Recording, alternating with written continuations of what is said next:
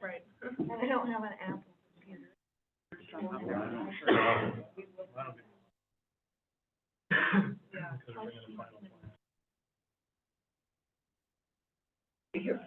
Never know, they might come up with. Yeah. My head will do some refrigerator. Really happy. The board is super, no, that. All right, ready? Good morning, everyone. Welcome to the BCAG Board of Directors meeting of February 22nd, 2024. Please join me in salute the flag of our nation. Please salute, pledge. I pledge allegiance to the flag of the United States of America and to the republic for which it stands, one nation, under God, indivisible, with liberty and justice for all. Please call the roll. Connolly? Here. Board Durkee? Board Member Ritter? Here. Board Member Kimmelshue? Board Member Teeter? Here. Board Member Knuckles? Here. Board Member Reynolds? Here. Board Member Calderon? Here. Board Member Pittman? Here. Board Member Child? Here. Good. Next up is election of chair and vice chair for the 2024 calendar year. The nominations. Bill Connolly for chair, and vice chair right now? And, Is there any other nominations? I'll call a question. All those in favor say aye. Aye. Opposed? Thank you very much. Try to break our record for the quickest meeting sometime this year. All right, consent agenda. It's approval of minutes.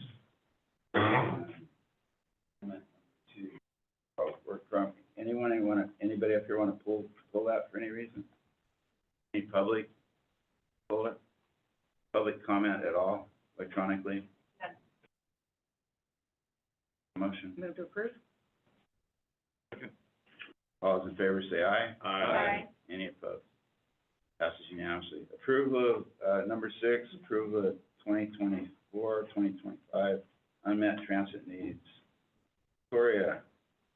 Morning, Board. As you know, annually, we have to prepare the unmet transit needs assessment. The December meeting, we had the public hearing.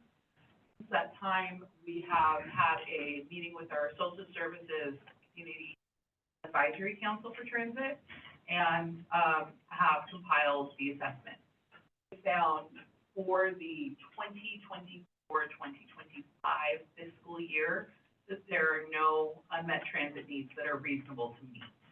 While there are unmet needs in the area, none of them fit the definition of reasonable to meet because they're either too expensive, there would not be enough riders, or it's just operationally not feasible. So we are bringing that back to you today to formally approve the assessment that we did for the 24-25 year, so that the TDA funds that are in excess of what D-Line needs for public transit can be expended on streets and roads. Okay, questions or comments by board members? I wanted to just mention, I was in a board meeting yesterday, and we were having a conversation regarding transportation, because we have a new program that's just being implemented right now in Butte County under our Senior Corps program, and it's called the Medical Chaperone Program, the MCP. And one of the reasons that this was being brought in was one of the problems that, and I have never heard this, I've been working on the Long Range Master Plan for Aging for 2 years now, and I have never heard this, was that folks are able to get bus passes or morning transport to medical appointments, such as like colonoscopy or something like that. And then Something pleasant? yeah, it's not lovely, and I would not want to be taking a bus home, I'll tell you that. But Sorry. but the problem that they're having beyond having to take a bus after a colonoscopy is that the buses stop running. And people are getting stranded at appointments, and this is something I've never heard of before. They were talking about this program, which had just been implemented, over the summer, and there were already 160 rides. And so there's no one single mechanism that we're using to capture all of the folks who are using these kind of volunteer or site. And so they are going down as not being an unmet need because there is someone providing that service, but it is absolutely a need, and there are additional needs kind of, excuse me, on one side of it. So I'm not sure how we incorporate that kind of information. So the unmet transit needs document is specific route unmet needs. Driving sounds like it might be a paratransit unmet. And we are still working on improving our responsiveness, I guess you could say. The non-emergency medical transportation plan we are working on implementing would address some of that issue. And then we are working on not necessarily expanding, but shifting how we provide service to certain areas in the county.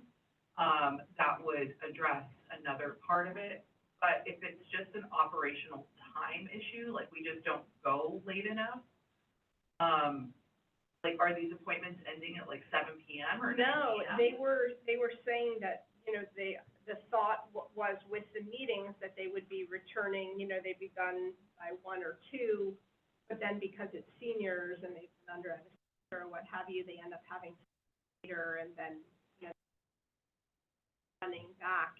I guess my question would be, how do we capture, if the unmet needs assessment is only looking at fixed routes, then how or where are we capturing the information about all of the unmet needs that has to do with, you know, the paratransit or the other, you know, the smaller?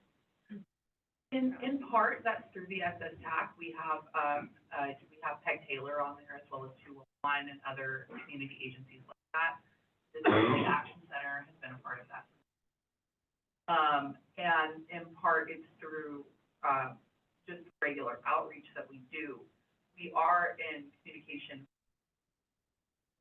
passages about what needs they're seeing. As you know, 211 went to office space in this very building. So Tara is very active and proactive in letting us know. Well, let me interject something. This isn't agendized because it's not a fixed route unmet need. But I think if there's board support, we should have staff look into this so that do I have a couple of head nods? Yeah. And agendize a correction or tell us why it can't be corrected so we're not stranding people. It's a very good point you brought up. Is that good with everybody? And then that way you can do some research, give us a report, agendize it. Check in with, Yeah, that's what I was gonna say, is it's definitely helpful for us to know that that's happening. That's kind of one of the things that's difficult for us too, is when it happens, we don't always hear about it. I mean, Lance might be able to, maybe would hear about it, but if a ride doesn't show up, that time in the early afternoon doesn't really seem like that would be a time that we should not be able to serve. let's find out and Yeah. we'll agendize it. And then if we have to shift funds or look for funds, or if it's funded, we need to make corrections, okay? We'll bring an item For forward. that? Yeah, I would just love to see a place where we're capturing all of these rides that are happening, even if they're happening through kind of some of our affiliate programs Sure. and, you know. We'll bring I something think back in everybody's March. pretty much agreeing. Great.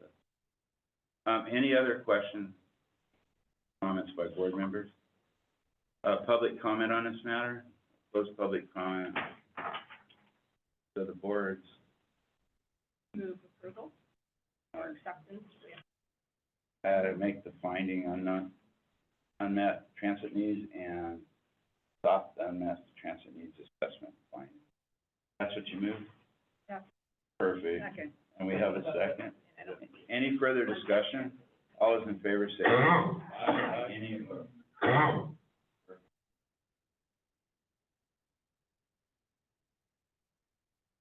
Number 7, approval of the MAP 21 performance measures. Brian? Morning, Board. This item is the federal safety performance measures for the calendar. As you well know, BCAG is required to,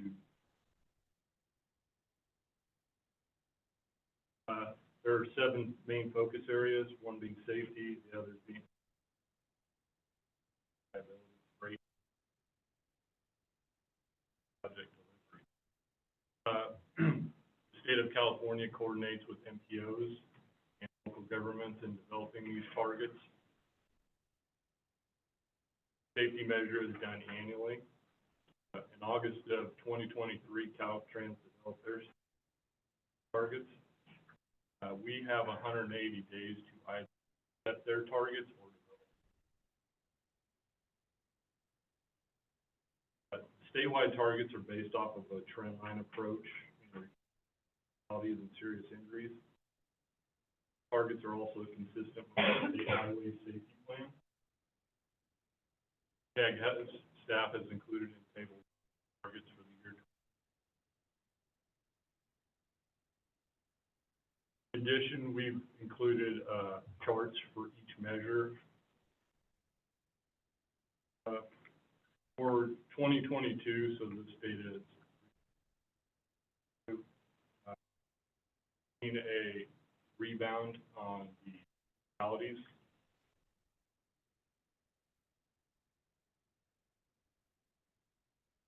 Keep going. There you go. Yeah. So with COVID, we saw a spike in fatalities.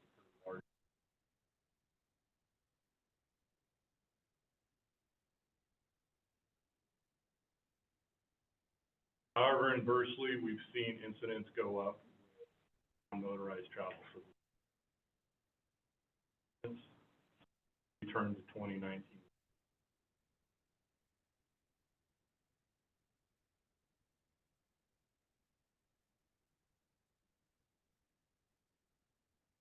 Obviously, more travel occurring now that people.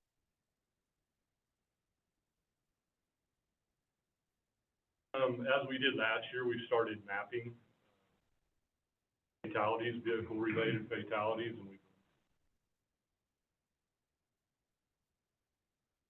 we have 21 and 2022, so we divide these to the local.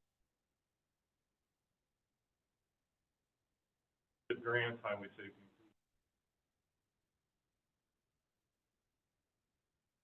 As well as we include a listing of safety-related performance projects.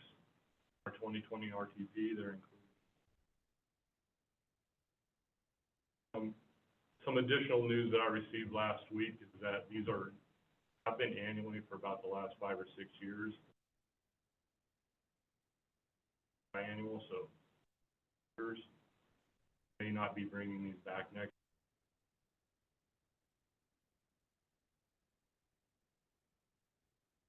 With that, staff is recommending that BCAG board accept the statewide targets and that BCAG agree to plan it.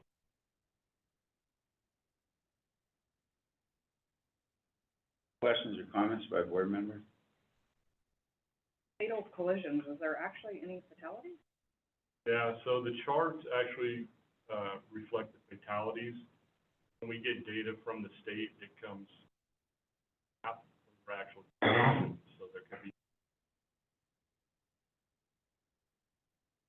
31 fatalities? 31, so 48 in 2021, 31 collisions in 2022. And yeah, 31 overall fatalities. It seems like some of them seem to kind of be centered in the same area. Is that mostly, you feel, due to speed, or are there any corrections in the roadway in those areas? The map, last map, don't look at individual. around the local jurisdiction. This is the second year we've actually started tracking.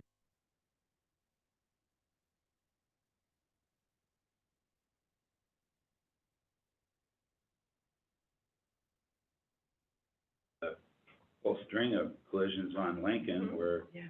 we put calming factors in, like 4 to 2 lanes and islands. I agree. I think that when you look at the map and you see the geographics of that particular roadway that just has high traffic flow and then the high pedestrian. Kind of interesting because if you look at Olive Highway where Caltrans just improved that between the city and the casino, the pedestrian activities reduced because they got a wider road and there's more room for people to walk, and there's a lot of people walking along that, so. Strongly mentions, I think Lincoln might be a project there in the future for both the city and the county to look at. Yeah, we got, sidewalks are done in the county stretch, but not in the city stretch. I walk there quite often. It's pretty dangerous, actually. Yeah. Maybe we could look into it. Any other questions or comments, Bud? Yeah, I think that, on drug use is probably one of the major factors in some. I used to teach at a DUI school last years and years ago. It was always the same issue. On drugs, so, and also county, we should basically consider a substance abuse prevention program every one of our buses. So that people have daily contact with them. Other factors. But in my community, there's been 3 deaths this year. for the same. It's a very small. So isn't the problem driving their cars? And when I look out between Hagan Lane and Old Ferry Road on Midway, a speed issue, or there's a kind of a turn right in there too?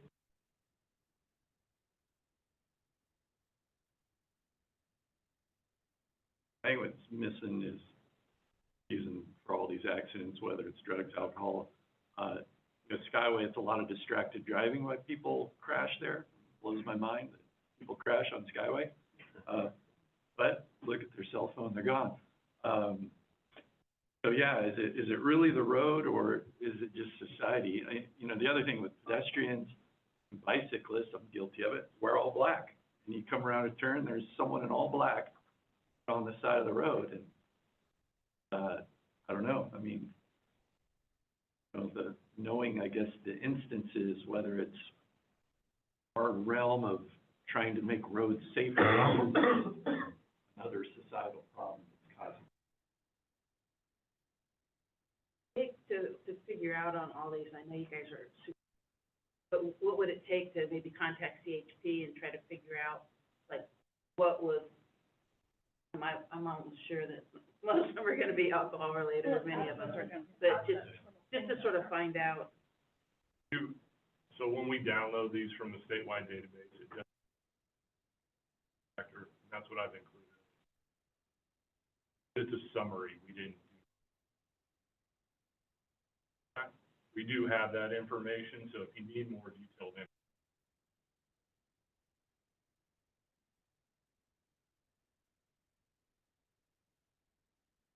Taking to the alcohol and drugs, that was really high during COVID, started in 2020. That has 2022.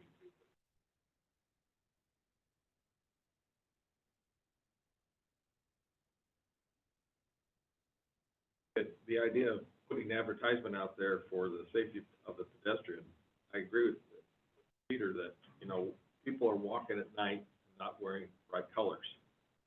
Blacked out, so I think there's been 3 or 4 pedestrian fatalities just in our area, just from people walking at night, dark, and not having clothing on, because that alone might be enough by itself, because fatalities that aren't in your numbers yet because they're the last year, so it always takes a year or so to catch up, but that'd be a nice advertisement to have. If you're gonna be a pedestrian, please wear white clothing at night or something like that, just take care of it. Another factor is age. Recent fatalities have been really young people. I believe that there was alcohol and drugs, speeding, sort of the consequential. In Wrigley, don't have a lot of, regional transit traffic. A very delicate issue.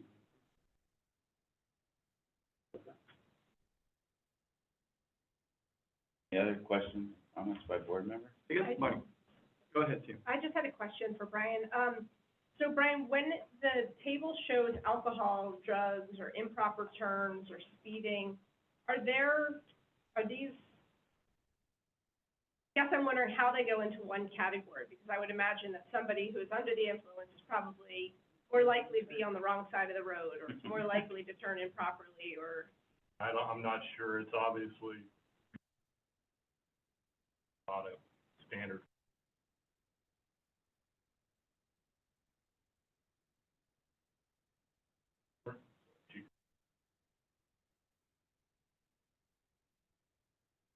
Through the database.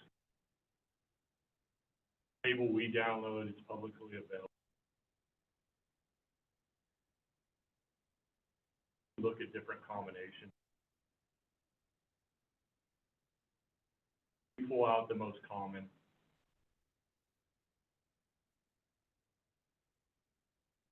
So the officers having to say which was primary. Yeah.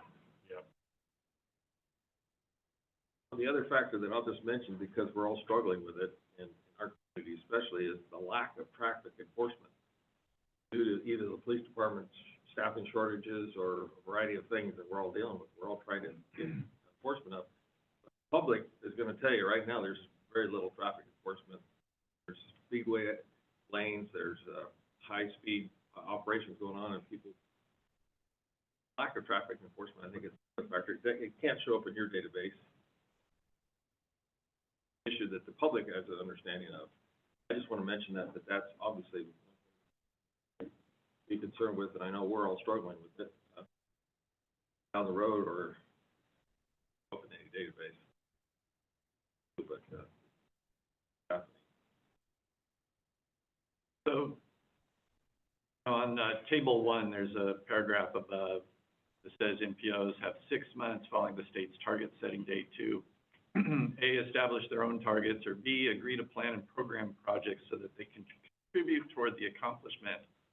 And table 1 lists, those reductions. So I guess, is this gonna come back with our proposals to meet the state's targets? Statewide, way they come up with.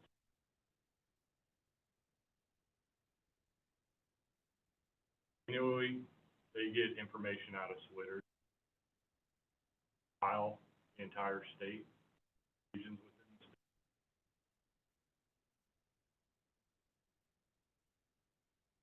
Federal government reviews it, determines whether or not they've met the target. California has not.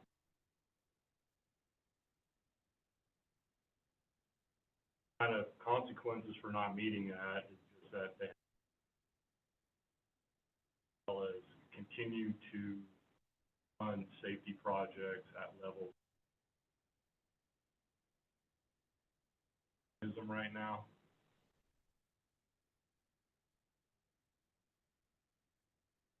So just to recap, you guys aren't coming back with proposals to these reductions that they're. So those would be the projects that are in the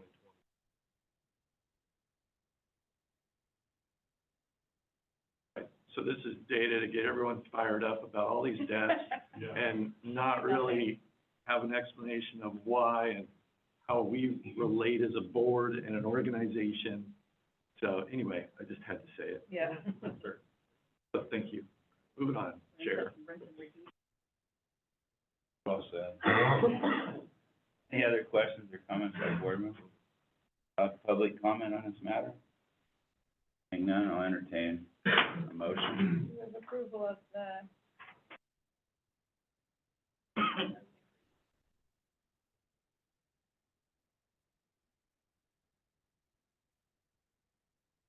Second.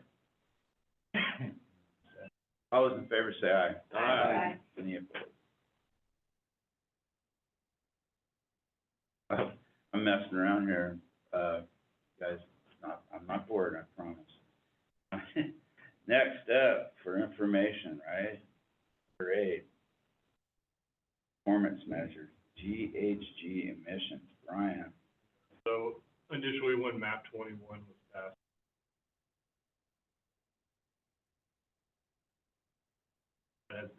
that initially came out, it was put on hold.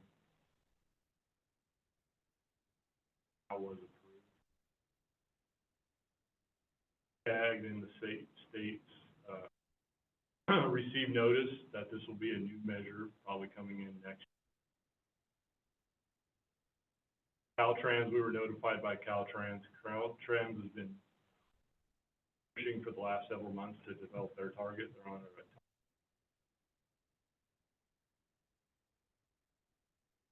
only approved, so they had till this month to actually get a target out. On that, we have not received. We'll have 180 days to turn around target or go ahead and accept. Here in Butte County and in the state of California, we're kind of familiar. We are target. However, this one's a little bit different. State target specifically looks at passenger vehicles and all roadways within the county. The federal GHG measure is going to be all vehicles and roadways in the county.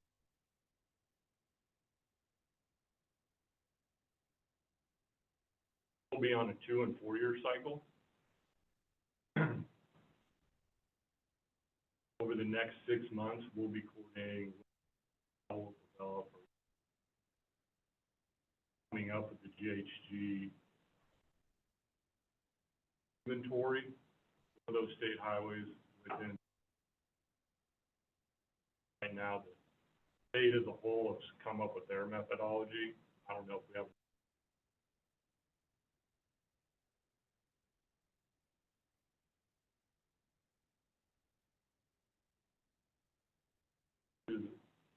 Just an information item to make the board aware that this is coming. questions or comments by the board? I'm just curious how we would establish, if you're saying we don't really have enough information, how would we establish our own target versus acceptance? It's gonna kind of rely on the data. Have isolated sites.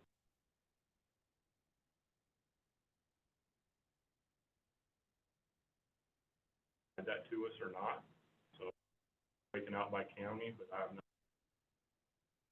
In those discussions at the statewide target level,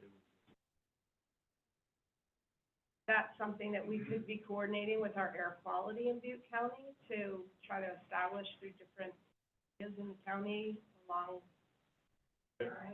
so the state method is looking at fuel usage also along the state highway system, so they have some various.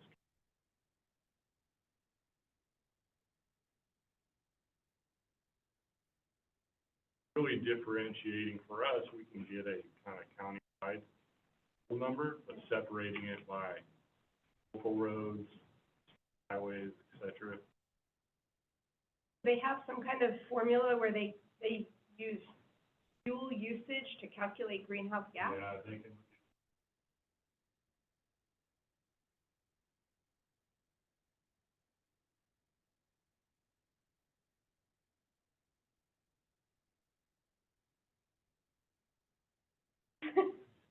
Any other questions? I think the big issue with fuel sales is somebody could. Drive through. And not have to refuel until Tehama County. Same thing could happen at the state level. You could drive the state, drive through the state.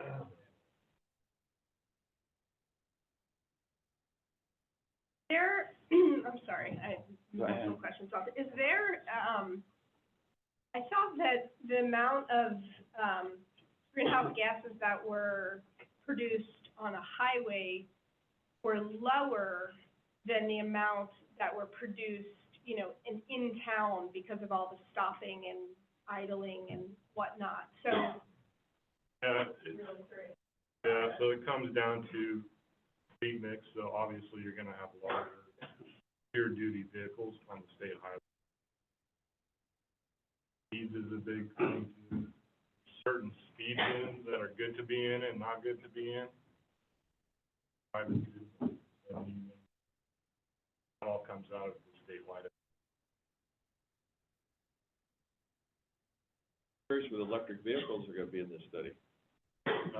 So they are, so we do, the VMT obviously, are calculations in the state emissions model.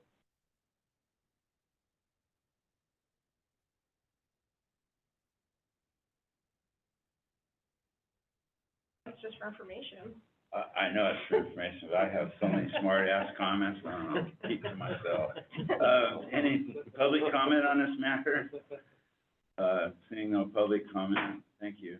We'll move on to number 9, it's information, North Valley Passenger Rail Strategic Plan Update, including the Y to Orville. Oh, sorry. Oh, Go for Bill. good morning, thank you. Yeah, just a quick update. We wanted to circle back with you. Our last meeting, for this board was in December, and at that time, we'd mentioned that we were hoping to bring the final version of the strategic plan to you at the February meeting, and pushing that back to March, we just needed a little extra. The comment period didn't close until February. And with getting the agenda out to you, we didn't leave quite enough. Expect that to come to you next month. We'll be providing PowerPoint slides and kind of going through the nuts and bolts of it. Most of it, I think you've sort of seen, but recap kind of what's in it. For that, and then we just wanted to circle back also on the virtual public or community workshop that we had on December 13th. Let you know, very successful. We had about 85 people attend. Information on the draft plan, kind of get oriented with it, and encourage the review of the plan and submitting comments. We wrote a virtual workshop community summary, which is on the project website, along with a recording of.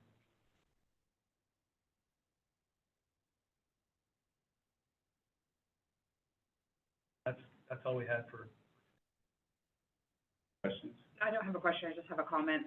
There is a very passionate, person about this passenger rail service from Reading, and believes he's being, rights to transportation are being taken from him by this not including going to Reading. And he really, really wants to be a part of the public comment and doesn't want to do it by Zoom, and he's willing to bring a train down, but he didn't know that the bus didn't come here. So his recommendation was that we do this back at the city council chambers like we did last time, so it can be accessible, so he can ride down and get on the bus at 4 a.m.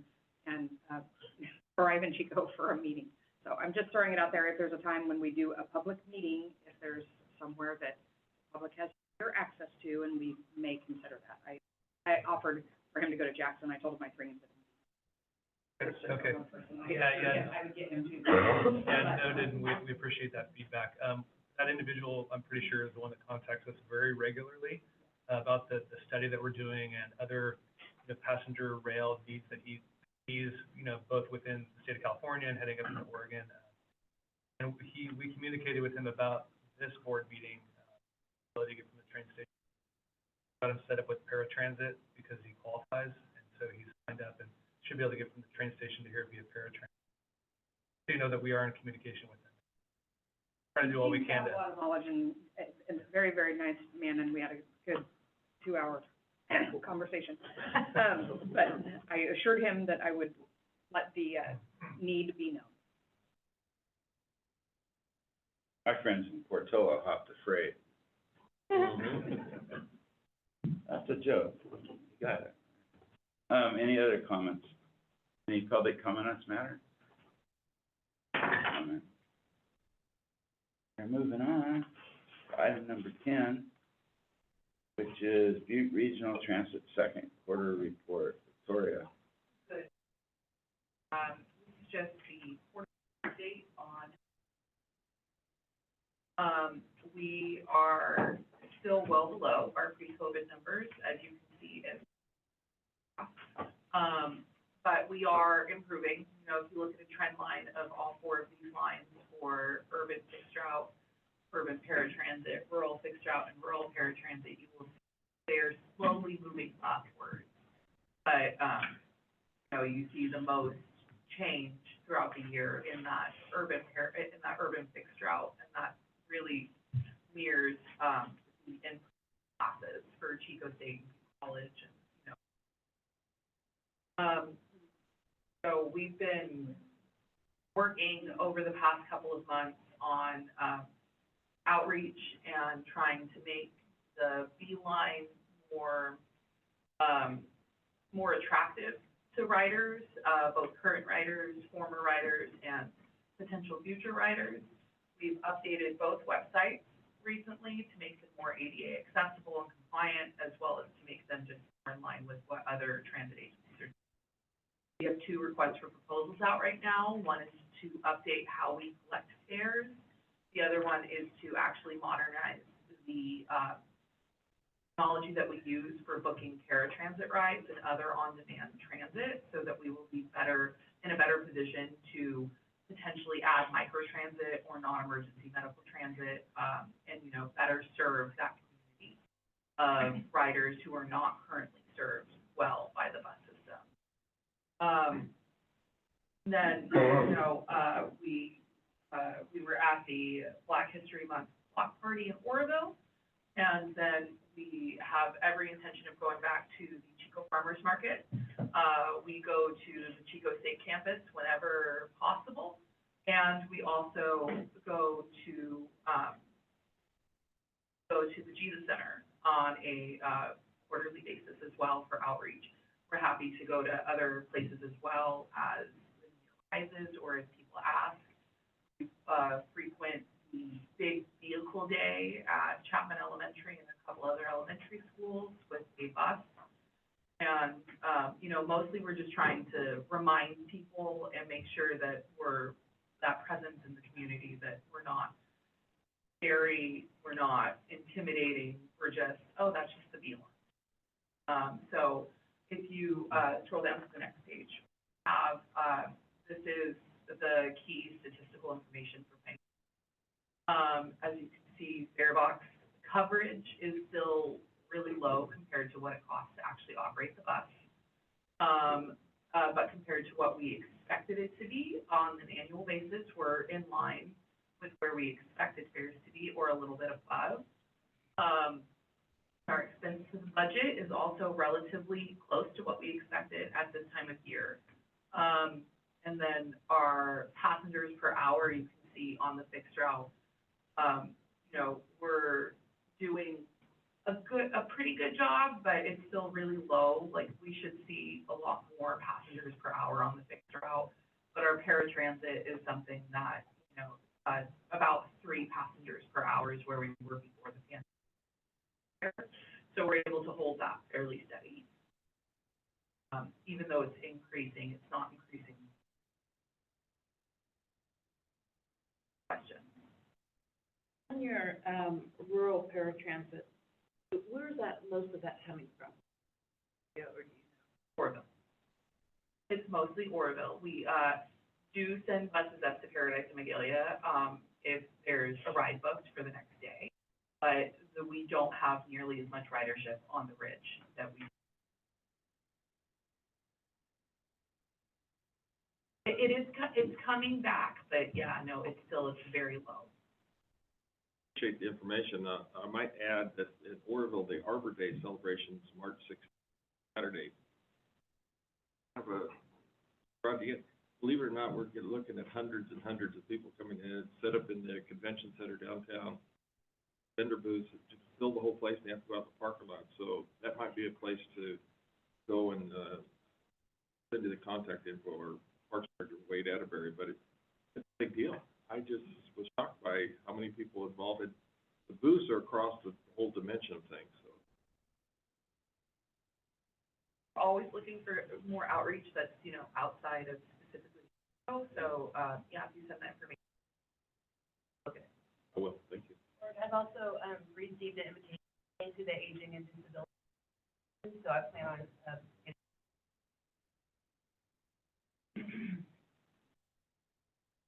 So remiss if I didn't add that I don't care what any consultant tells you, people do not like paying at, kiosks. So I would not recommend putting them in kiosks. Because it has failed miserably downtown. Yeah, we have, those proposals are due on Wednesday, but we just asked that one of our goals is to take cash off the buses themselves. So we just asked that they provide some solution to those people who do not have a credit card and who are cash dependent. And so I'm expecting that we will have several proposals that offer kiosks, but I know that there is some other technology as well that's available, so we're just interested to see. I totally understand it's inevitable, I'm just putting. They can buy some type of a bus pass. So that is a. Yeah, that's not going away. That is something that we Part of that cashless option is cash off the buses. Yes, right.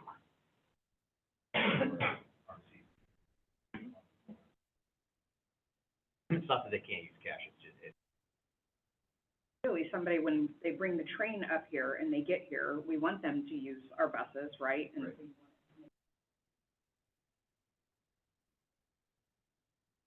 the way we're going, it's inevitable, it's gonna happen.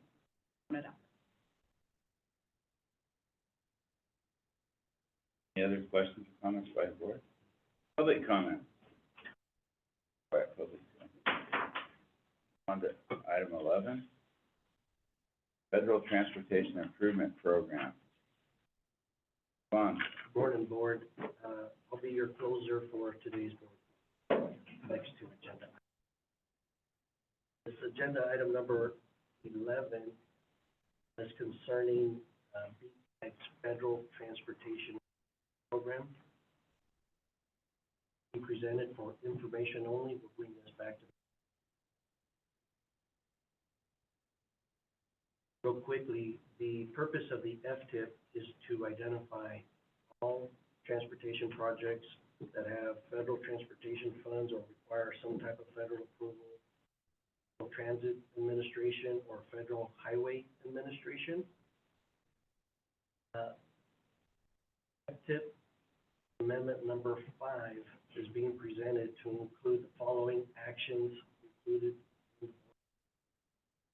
First one is to program a new carbon reduction program project. Back in December, BCAG extended a call for projects through December 31st for new CRP projects. Staff is recommending the City of Chico's downtown project for a little over $2 million to prepare the preliminary engineering component. The project is located on Main Street and Broad Street for the Esplanade to 11th Street. It's comprehensive bike and ped improvement. There's local funds included as well. This is one of the projects that was originally submitted by the City of Chico for Regional Transportation Improvement Program duration. A program, or the board did not program that. Hope we extend the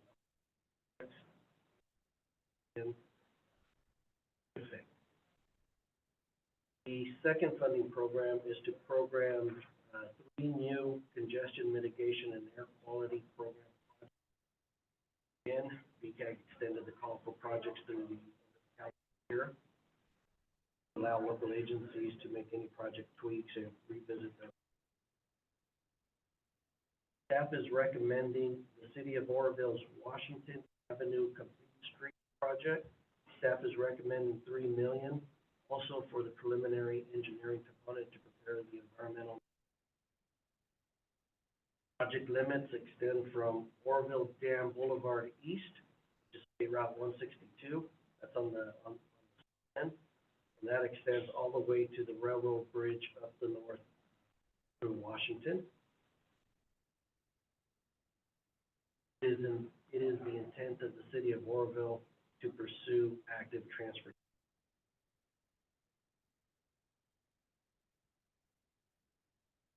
Also one of those projects that was previously nominated.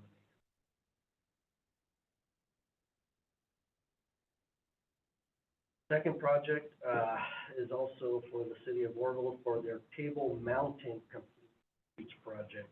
Staff recommends programming $500,000 for the preliminary engineering component for environmental. Both of these projects, Washington and Table Mountain, would really transform the City of Oroville by providing a north-south connection from 162 on the south end, where they'll be under construction this spring. Comprehensive bike ped improvements there. We all know and recognize Oroville does not have any good access north-south to really provide the major connection. This is also another project in which they'll be pursuing active transportation program funds.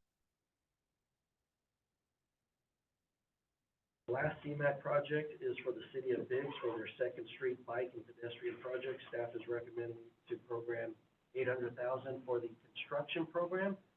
It's a project that's currently underway and underfunded. This really is done. This project is located right next to the high school. There's a big ditch and it connects another bike. This also is a project that was recommended for our tip and step fund. The other project that I do want to point out is for the town of Paradise for their local transportation climate adaptation program, LTCAP.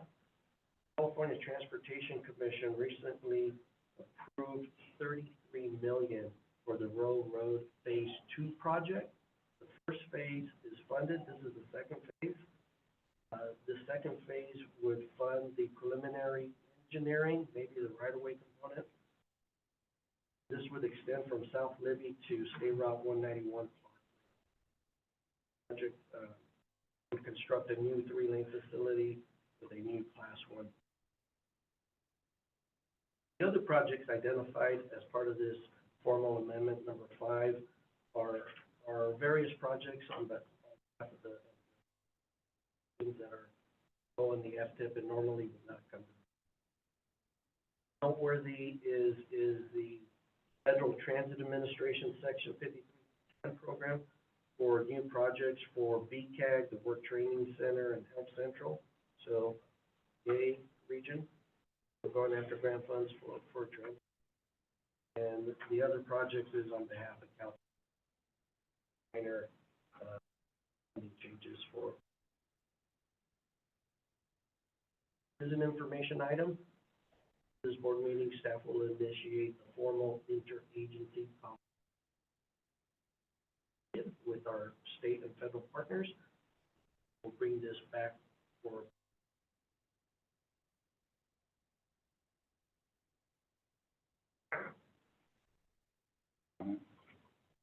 just add that the Tuesday night's council meeting, this project came to council and was fully supported. That the two parts of the connector is joined by the county's bridge, so he gets to play in this too with the middle of the project. We want to give you that bridge. And the green bridge for $1.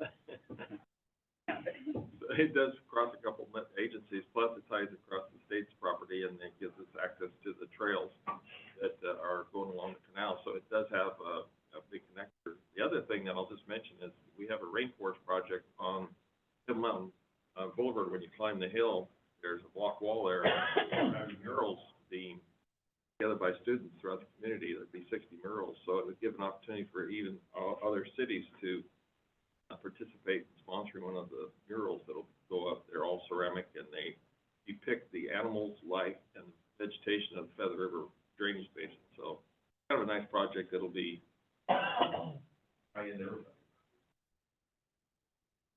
We appreciate BCAG staff and help with that. But one thing I do want to point out about the CRP for the city of Chico and Orland and Biggs, those projects tie into BCAG's demonstration of working towards those federal performance measures. And they will compete with their state and federal. Very strategic. Good ideas.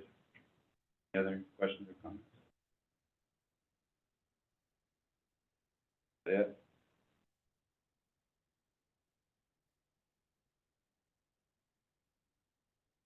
Agenda item number 12 is a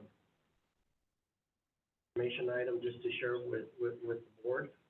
BCAG hosted the ladies from the California Transportation to review previously funded active transportation program projects. We had Vanessa Avila, who's the CT Deputy Director overseeing the state transportation and active transportation program, and Ms. Lori Waters, who oversees the AT program. So they came up to the region. The specific projects are identified in your board packet. As a region, we have helped secure over $91 million since 2014 for the various projects. We started our site visit in Palermo to review the county's Palermo Safe Routes to School project that's being nominated in the STIP, the State Transportation Improvement Program, which is the board. So we circled around the Palermo Middle School. They got to experience that. If the board recalls, BCAG was recommending to over-program regional shares. And Ms. Favila's comments after reviewing that project was, it was a good visit. I really want to commend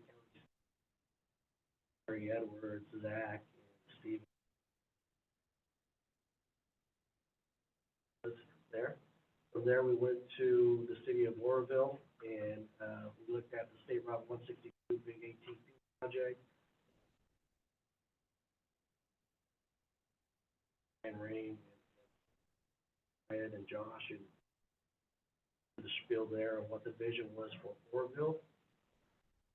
But on our way that way, we did drive down Lincoln, and yeah, everybody agreed Lincoln was pretty dangerous, but we did see all the housing that was being developed on the side off of Lincoln there, all the high density there, high density on the goal of providing. I wanted these ladies to see all this high density, what our regional shift by putting some seed funding, the foundation to go after these. There, then we went to the town of Paradise and met with town staff and looked at the rebuilding efforts and the projects that were done there and project considerations that we're gonna with Chico with the 99 Pike Bridge. So looked at the bridge over Little Chico Creek by 20th Street Park, and you know the issue that we're all facing with this and around. It's unfortunate that we put these millions of dollars in infrastructure issue that hence our efforts on trying to. They were able to experience that, and that's a message they'll be taking back. Any questions or comments? Compliment the staff to get those folks up here on the face-to-face of the whole project. better than just looking at a item in a few. That's our last agenda item. Closed it out. So, I have a request. I have a rural area, Feather Falls, Lumpkin Road. We can't find funding. Maybe put heads together with Butte County. Road's deteriorating rapidly because the easement's not wide, logging trucks, and we have no funding. So could you kind of get on the radar for me? Yeah, maybe after the board meeting, we could talk more of this. Anybody else got any personal requests? Street needs to be paved or anything, you know? Several. All right, class dismissed.